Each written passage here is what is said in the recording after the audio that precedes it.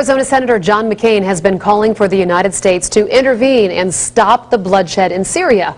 McCain's calling for airstrikes in the same way the U.S. intervened in Libya. But at the same time, another Republican lawmaker says if the president does intervene the same way, he should be impeached. So what is going on? Ben has the reality check. Well, it was less than a week ago when Defense Secretary Leon Panetta sat before members of Congress to explain the process for U.S. intervention in Syria. And what was said should be stunning to any American. When it comes to the kind of military action where we want to build a coalition and work with our international partners, then obviously we would like to have some kind of legal basis on which to do it, as we did in Libya. So let's start there. The U.S. did not have an American legal basis for intervening in Libya.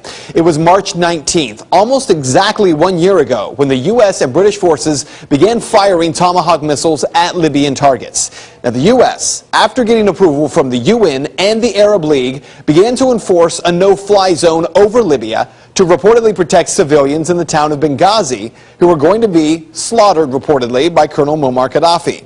But the mission quickly changed. After enforcing that no-fly zone, the U.S. and NATO partners began bombing various sites in order to force regime change. The bombings by NATO and the U.S. continued until late October and ended with the death of Gaddafi. The operation in Libya per se, though, was not the problem. So let's not get caught up in that argument. The problem with Libya was that the president did not ask for nor receive congressional authorization for any military action in Libya from the Congress. Under the U.S. Constitution, the president does not have the authority to unilaterally declare war. The U.S. military is not his private army. Rather, under the Constitution, it is the Congress who must make a declaration of war, and the president, as commander-in-chief, carries it out. Now, lawmakers over the years have given the president some room on that.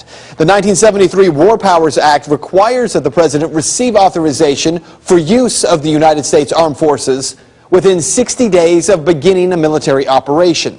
In the case of Libya, well, the administration made the case after about 90 days that they were only supporting a NATO-led operation and that we were not at war, which is why Senator Jeff Sessions questioned Secretary Panetta about it. Do you think that you can act without Congress and initiate a no-fly zone in Syria without congressional approval?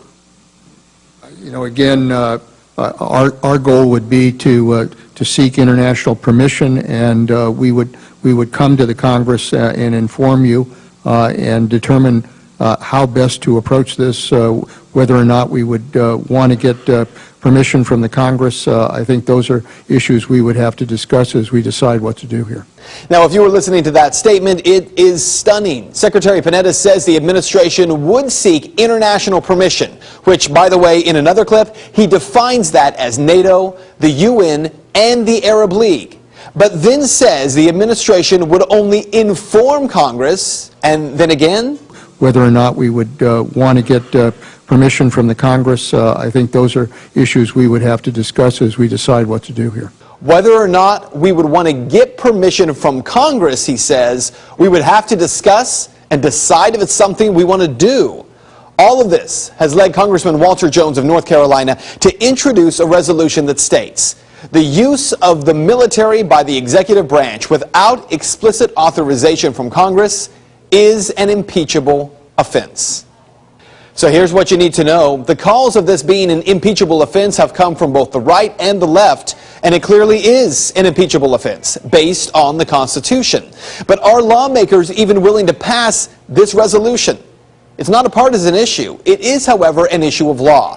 For the president to unilaterally be able to take our military into war without Congress silences the voice of the people.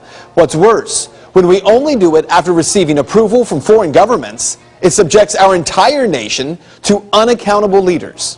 And that is Reality Check. If you would like to make your voice heard on this story, you can head over to Ben's Facebook page. You can find it by simply searching Ben Swan WXIX. And we do have an update for you.